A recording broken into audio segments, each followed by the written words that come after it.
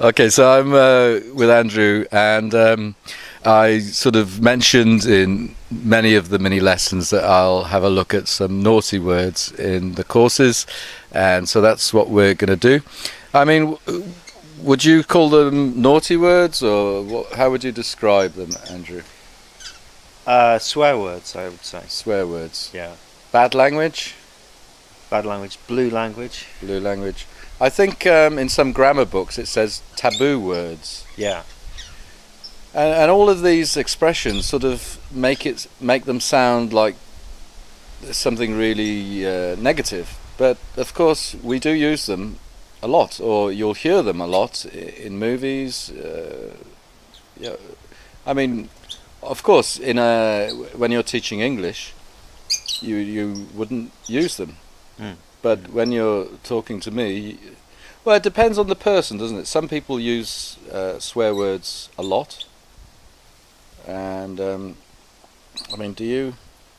I don't tend to use swear words. I mean, if I, for example, hurt my toe, I stub it. I feel I might say the F word. I used to swear quite a lot, but these days I try to keep it PG. Keep it to a minimum. Keep it PG for PG. for my son, because my son is. Hang on, PG? Oh, parental guidance. I see. Well, actually, this is one of the words we're going to look at. In fact, I put it on Facebook, on Passionate About English Facebook page. The little bit from Meet the Fockers, which of course is a play on words of Meet the Fuckers, where, well, I forget his name. It's Ben Stiller, isn't it? He keeps saying asshole, and the baby or the young child starts saying asshole, and the grandfather, which I think is Robert De Niro, he goes crazy. So what I want to look at here is this lesson is about friends and friendship.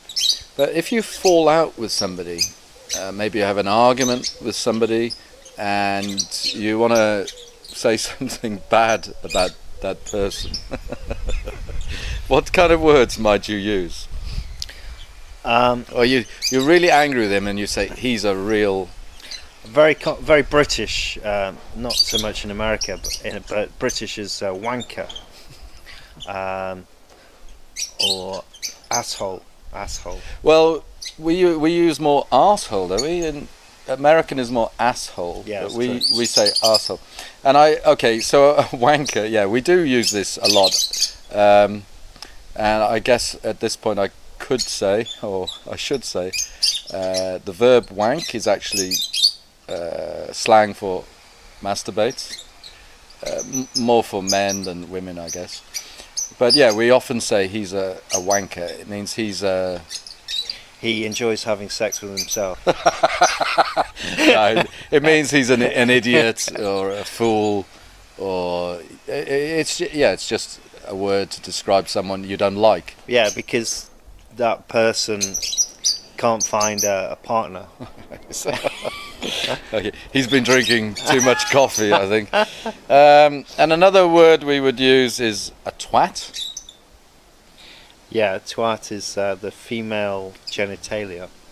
Oh yeah, okay. I wasn't thinking of that, but again, it's to describe somebody that you really don't like, who's annoyed you, or a dickhead, or a dick.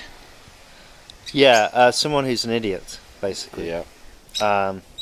And of course, dick is another word for a male. Well, shall we actually? I think students kind of enjoy this, especially two English teachers talking about these words. Yeah, it's definitely has. It's definitely goes down well with most students. This type of lesson, but I always feel very uncomfortable about teaching these words because there are a few who feel offended, and so I feel uncomfortable about teaching. Yeah, I mean, if you've got a class of 12 students and one you kind of not sure about, then you don't do it for the other 11. But of course the other 11 really might be interested in this, so it's true, it is a problem. But of course I can do whatever I like. So let's have a look at, well, there's two.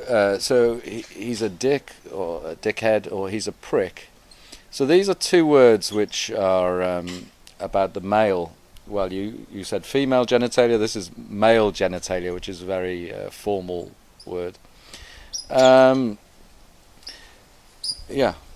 I mean, what to say? Well, yeah, I mean, these are the kind of the most offensive words you could use to describe someone who really, really annoys you, makes you angry. You might say this kind of thing when you're driving and someone drives right in front of you. Yeah. That would maybe say that in anger. So I could say now to Andrew, you're a real prick. You didn't turn your phone off. It's probably his wife, and she's thinking, where are you? Let's see what happens here. Okay. All right, and one other word we would use for the thing that a man has is cock. But we wouldn't use that in a bad way, would we? We wouldn't say he's a cock. You would. Okay. Well, that's interesting. I wouldn't. I would say he's a prick. He's a dick. But I wouldn't say he's a cock. I think it's kind of quite bad. You could say, what are you looking at, you cock? Oh, interesting. Yeah. Okay, so yeah, this bad language will depend on the person, of course, the situation. There is one other. Well, actually, I'm not going to do it because this is lesson 1 of course 1, but female part, which we would often use. It begins with C, but I think because this is the very first lesson of course 1, I won't use that. But perhaps you know it. But it's a very strong word, isn't it? Yeah, it's probably the most. The strongest term you could use to insult someone. Yeah.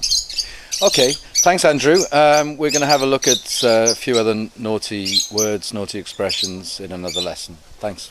Thanks.